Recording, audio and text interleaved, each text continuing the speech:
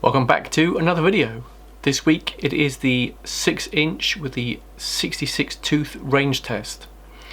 I'm going to take the board out to Olympic Park and run pretty much the same route as I ran on the 47 tooth to give it a rough comparison. I know the weather today is a little bit more windy. I'm expecting a slightly less range than I normally get. It's a bit colder as well.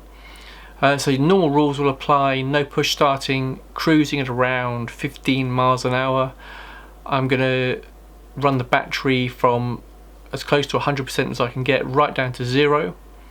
I'll take the Insta360 with me and I'll film as much of the ride as I can until that dies. And I will run the Relive app so we can check at the end the route I took, where I've been, average speed and all that kind of stuff. I'm going to start at Evolve HQ in Olympic Park and then ride to 0 and hopefully get back there okay. Okay, let's jump into it and see how we do.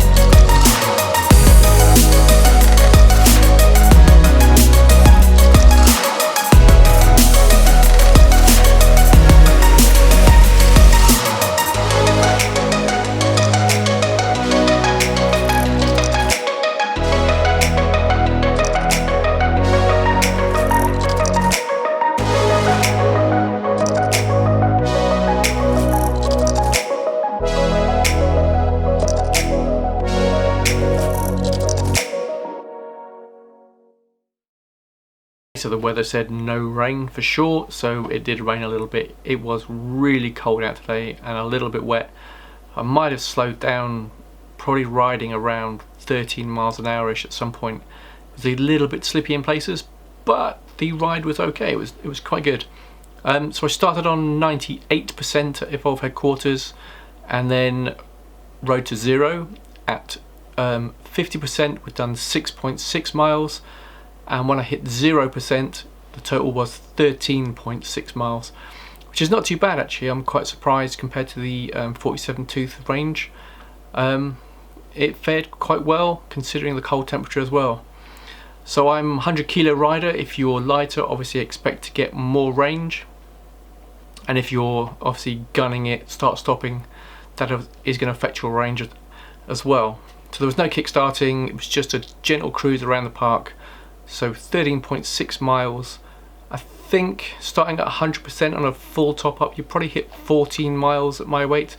Obviously more if you're lighter. Also, out of interest, I didn't put this in the video, but when I hit 0% I rode home, and I was really surprised to see that I got just over 2 miles in eco mode riding home at 0%, which was pretty good. Mini review of the 6-inch kit after I've tried it out a few times. The 66T setup is amazingly torquey. I know you get lower speed and maybe slightly less range, but it's super fun. If you're going to the go-kart track days or stuff like that, where you're just accelerating really fast, slowing down, doing a corner, accelerating, and you're just looking at days when it's just all about these little boosts of acceleration, this is a really good setup for stuff like that. So torquey, fast starts, nimbles on the corner, really good fun to play with. I did find that once the battery got to 50%, it was losing a bit of that punch that it really delivers. So if you're racing on this, doing track days on this, try and keep your board topped up as much as you can, and it's going to be super nimble, really quick off the corners and the start, stuff like that.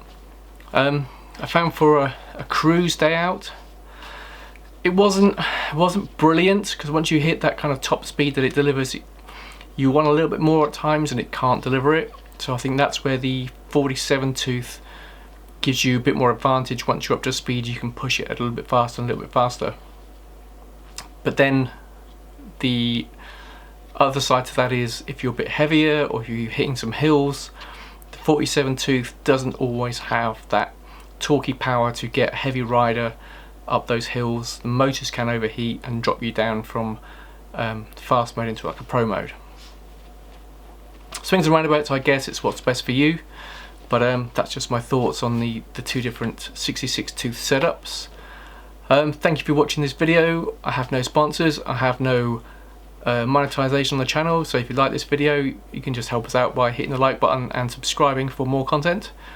Thank you very much for watching, and I shall see you next time.